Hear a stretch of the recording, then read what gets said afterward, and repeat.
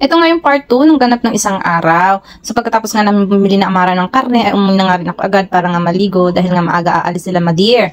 At ayan nga ng mga oras na yan, ay palabas na nga rin ako dyan sa tindahan. At ayun, tinatawag nga ako ni tita at siya may inaabot sa akin.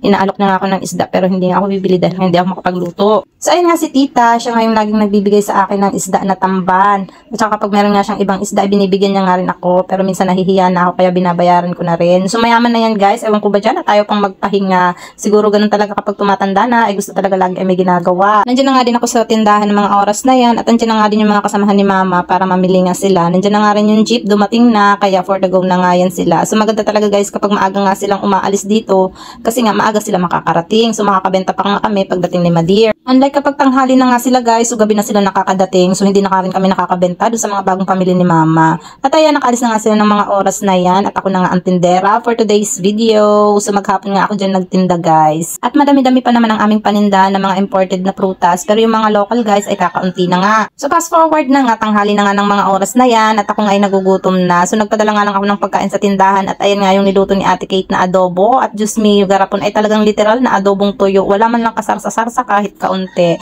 Pero okay lang guys, masarap din naman. Kaya ayan nga, for the lamon na ang person. O diba, ang sarap ng kain guys. For the lafang talaga. At meron nga din ako yung bagoong isda, nilagyan ko ng kalamansi at saka ng sili. O diba, ang sarap. At sa mga oras nga na yan, tuloy-tuloy nga ang aking kain dyan kasi nga walang masyadong bumibili dahil nga tanghali na yan, wala nang masyadong mga tao sa labas. So siguro nagkakainan na rin nga sila ng mga oras na yan. So fast forward na nga ulit, ayan mga alas 4 na siguro yan ng hapon, lumabas nga si Ate Kate. So inutusan ko nga siyang bumili doon ng street foods, ng kikiam dahil napapaibig nga ako at nagugutom na nga rin ako ng mga oras na yan. At charan, magmemeryenda muna ang yung madam for today's video. At tingnan nyo naman, talagang lafang kung lapang. Paano ga naman hindi tatabay? Wala nang ginawa kundi lumamon. Tapos ayan, bumili pa nga ako ng chichirya. Talagang nakukulangan pa ako. Gutom pa talaga ang aking tiyan. Grabe na talaga itong mga bituka ko sa tiyan na hindi ko na talaga mapigilan.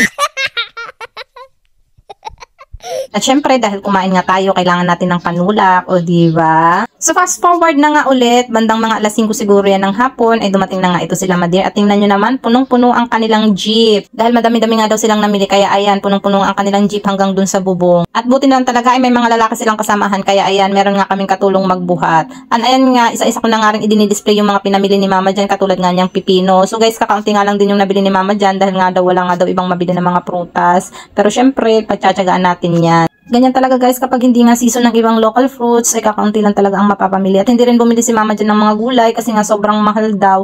Ang hirap naman magbenta kapag sobrang mahal nga ng puhunan. Ay minsan nga ay nabubulok, minsan nga ay tinatawaran pa. Kaya ayan, kung ano lang yung mabili na mura, yun lang ang bibilhin niya. At ayan nga, habang ina-unload pa nga yung ibang mga pinamili dyan, ay dinidisplay ko na nga itong ibang mga naibaba na para naman ay makabenta pa nga kami. So yun lamang guys, that's it for today's video. Thanks for watching. Paalam!